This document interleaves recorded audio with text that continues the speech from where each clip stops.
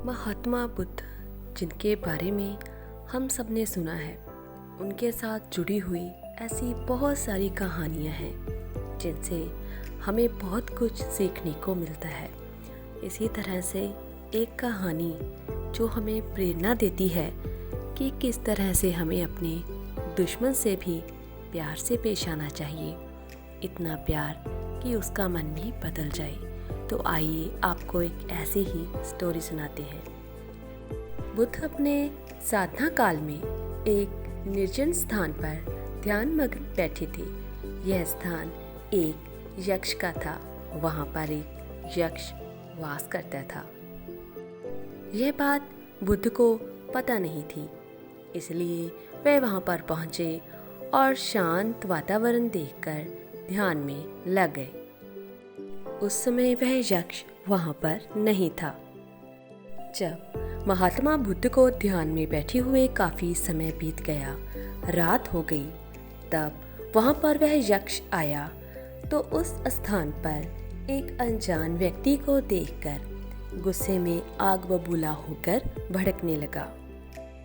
वह बड़े जोर से दहाड़ा, पर महात्मा बुद्ध का ध्यान भंग नहीं कर सका।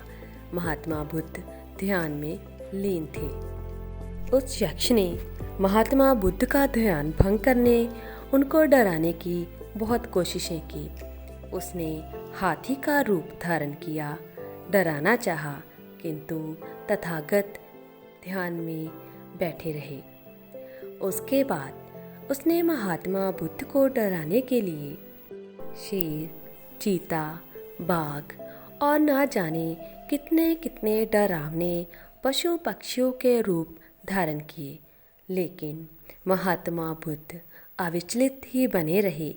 अंत में उसने भयंकर विषधर यानी कि सर्प का रूप धारण किया और महात्मा बुद्ध के पैर के अंगूठे को डस लिया। पर इसके बाद भी महात्मा बुद्ध अडोल ही रहे। उस सर्प के विष का महात्मा बुद्ध के ऊपर कोई भी असर नहीं हुआ। वे अप्रभावित ही रहे। सर्प उनके शरीर पर चढ़ गया और बुद्ध के गले में लिपटकर जोर से काटने लगा, लेकिन इतने प्रयासों के बावजूद भी बुद्ध की साधना को भंग नहीं कर पाया। इसके बाद वह अपनी हर कोशिश करके देख चुका था।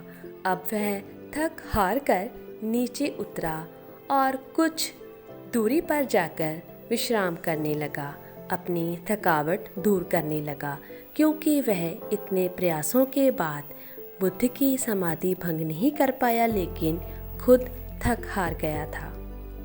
थोड़ी देर बाद जब महात्मा बुद्ध का ध्यान पूर्ण हो गया तो उन्होंने अपनी आंखें खोली और उस यक्ष की ओर देखा और उसे बड़े ही स्नेह से, बड़े ही प्यार से दुलारा पुचकारा। इतने प्यार दुलार को देखकर उस यक्ष का जो सर्प बना हुआ था, उसका जहर भी मानो अमृत बन गया और यक्ष ने श्रद्धा पूर्वक बुद्ध को नमन किया और क्षमा मांगी। अगर हम इस कहानी के सार की बात करें तो यही निकलता है कि अगर किसी की भी क्रूरतापूर्वक व्यवहार को बदलना हो तो उसके साथ प्यार स्नेह से पेश आइए। आपका प्यार स्नेह उस व्यक्ति की क्रूरता को जीत लेगा और वह व्यक्ति कितना भी जालिम, कितना भी क्रूर क्यों ना हो, आपकी ओर आकर्षित ज़रूर होगा। तो डियर, आपको ये कहानी, प्रेरणादायक कहानी कैसी लगी ज़रूर बताइएगा। अगर अच्छा लगे तो चैनल को सब्सक्राइब ज़रूर कीजिएगा। धन्यवाद।